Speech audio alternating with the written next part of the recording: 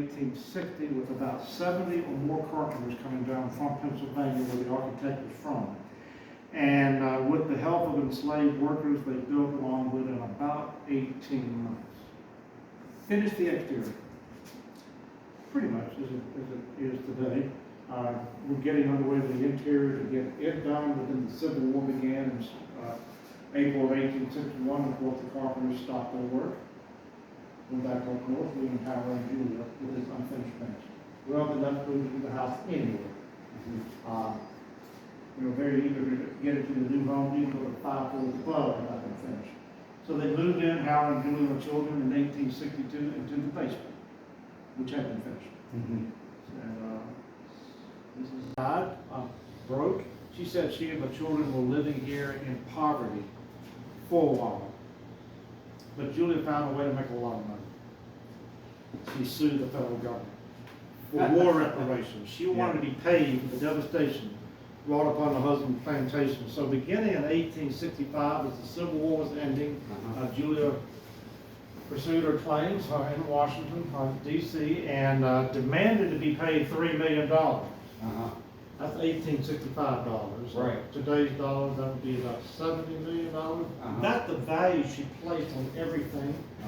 After doing a detailed inventory that ranged from 700 bales of cotton that were burned, and the list went all the way down to a couple of cans of lard oil. Well, she wanted to be paid for everything. Total of $3 million. Didn't get all that. But she made a very strong case that her husband was a loyal Union man and had these protection papers. Beautiful, large homes here, and there are many of them. I'm sure you've been around to see.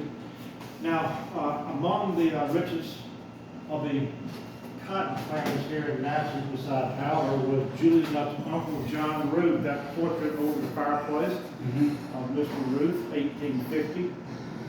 Painting, and he was at one time the largest producer of cotton in the world, according to the story, before the Civil War, with all the vast holdings of cotton land that he had here.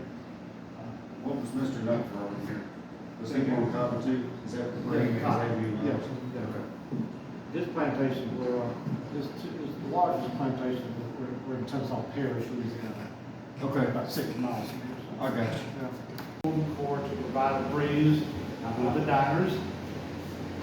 Now, this is where Howard and Julia wined and dined Union officers during the Civil War, including General Walter Gresham, who was the Union general overseeing the occupation of Natchez. Gresham went on to become U.S. Secretary of State for President Grover Cleveland in 1890.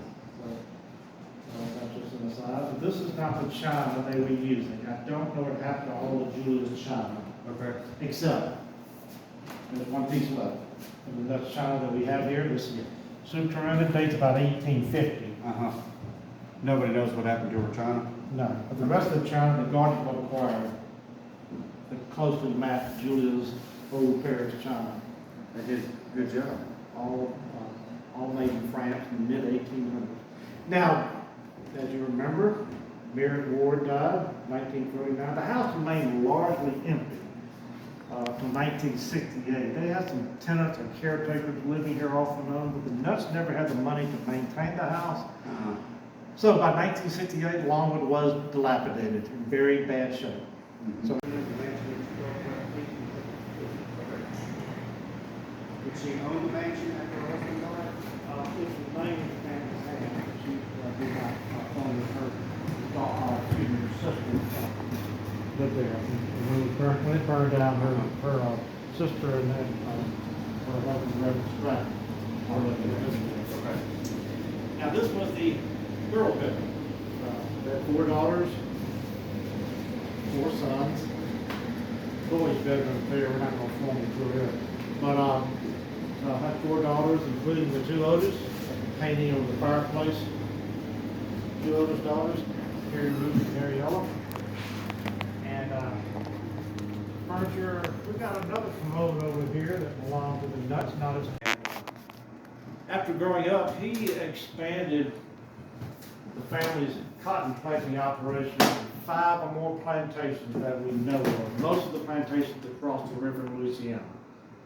made his fortune, as I mentioned earlier, mostly from cotton, with about 800 enslaved workers on the various plantations. 800. Julia, she grew up in Natchez, in that mansion. The old faded photograph is kind of hard to see. It stood a couple miles toward downtown Natchez, no longer. It burned down in 1872. Yeah, as far as direct, there are descendants from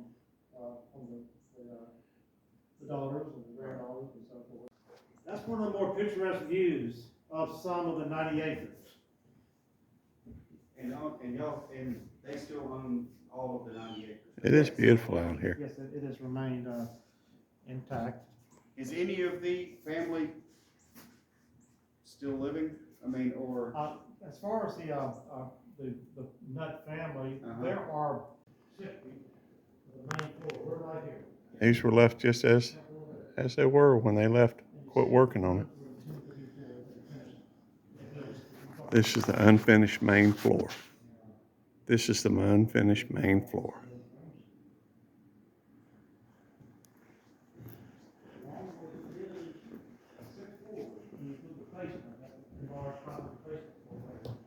Sixth floor, you can step to the rotunda, which is one of the most dramatic perspectives of Longwood. As you look up and you can see the skeletal core of Longwood.